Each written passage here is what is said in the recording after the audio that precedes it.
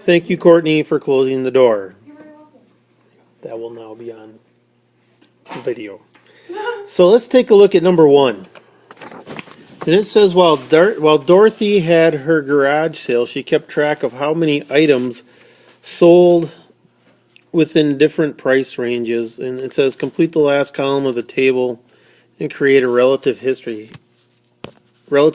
histogram. Well, to calculate the relative frequency, what you would do is find the total number of frequencies and divide the frequency by that. For example, here there were 32 total frequencies.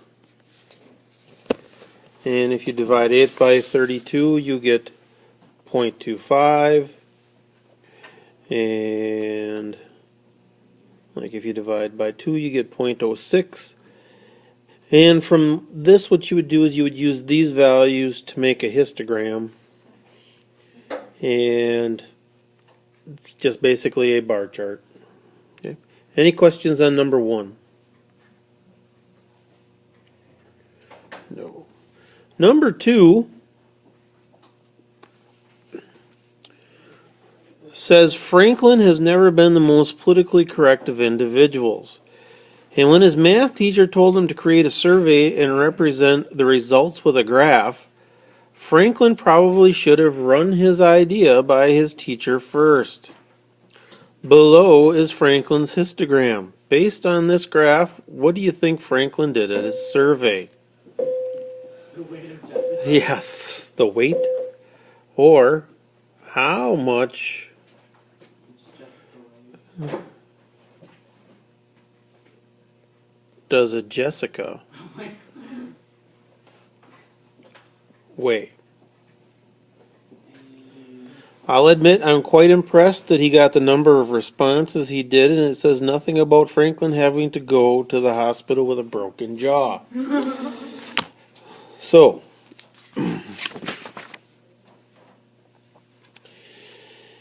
yeah. Number 3, we talk about Sean breaking his leg and he's sitting in a hospital bed. And he collected some data, and it says what we want is to analyze the data. And if we look at the next page, what does it tell us to do? I think it tells us to find a 5-number summary. It says create a graph that will best represent the information, discuss the spread, shape, and any outliers, and be sure to include the 5-number summary. When I look at this, I don't think there are really any outliers. A histogram would probably be the best thing to do, and what you should do first really is enter all of that data into your calculator. And do we know how to find the 5-number summary with our calculator? Does anyone not know how to find the 5-number summary with your calculator? But the 5-number summary is like the X with the line over the last. No, that's the right screen, but if you arrow down, it'll give you the minimum, the first quartile, the median, the third quartile, and the maximum. And for this one, right, the minimum was 0, the first quartile was 6.5, the median was 12, the third quartile was 16. Why wouldn't you do a whisker? You could. And the maximum was 26. It's whatever graph you feel is a good representation. And if your graph looks remotely accurate, I'll probably give you credit for it. Okay, no matter on what you do. Okay. Am I allowed to use my notebook because I have like the steps on how to get to that screen here on text? I would really prefer you didn't. Just that on my hand. Yes, then write it on your hand, if that makes you feel better. Because I have it right here. What's the easiest? Okay. Let's see.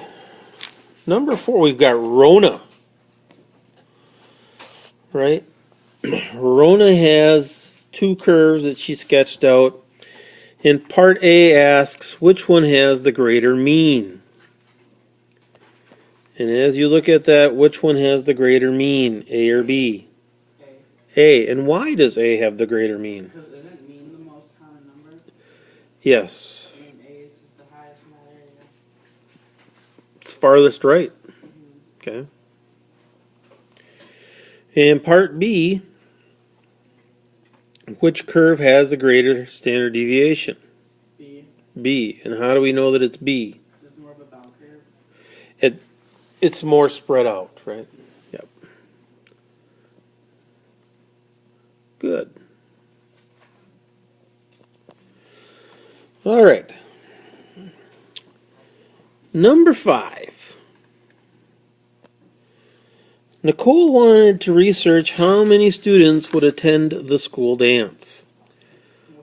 Which method listed below is an example of a random sample and why? Which one do you think, A, B, C, or D? D. Why do we suppose D? It's the most random. Right. It's random and you're choosing from the whole population. If you want to be really technical, you can say you're choosing systematically.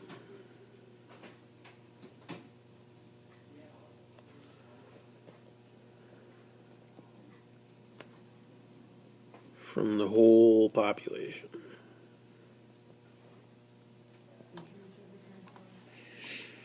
Number 6.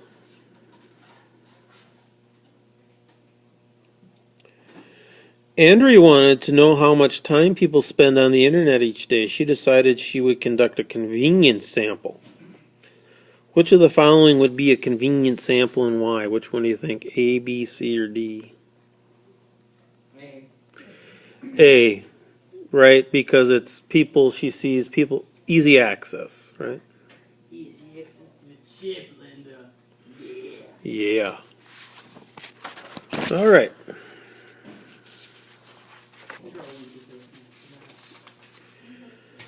All right. Number 7.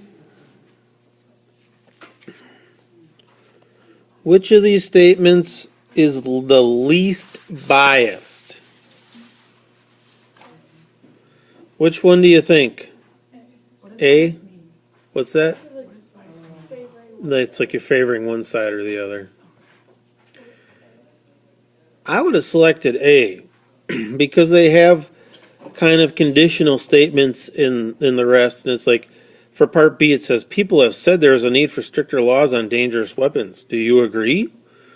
Well, I mean, by saying you disagree, that's like saying that you believe that everyone should have a dangerous weapon that they run around with. Like, see, they say there are more murders by handguns than any other weapon. Do you think there is a need for stricter gun laws? And that's like they're trying to get you to say that if you don't think there's a need, well, then you're for more murders. And agree or disagree, we need to enforce strict gun laws to keep our city safe. If you disagree with that, that's like saying you don't care if our city is unsafe. So, number 8.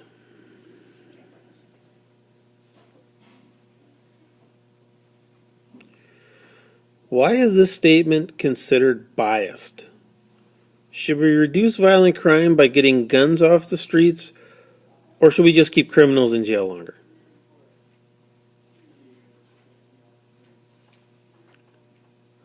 What do you think? Why is that biased? Yeah. It's like either you want to slap people in jail or get guns off the streets, and those are the only two methods apparently to reduce crime. All right. Number 9. For each of the following questions, number 9.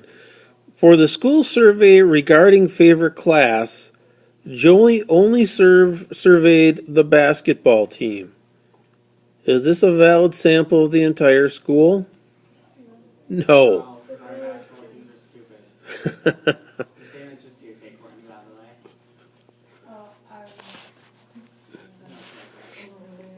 I'm not gonna lie. Well, people on the basketball team, their favorite class might be, I don't know, Gym. Okay. I doubt it's any class that I teach. So, All right. Let's hang on just a second here. We'll stop this video.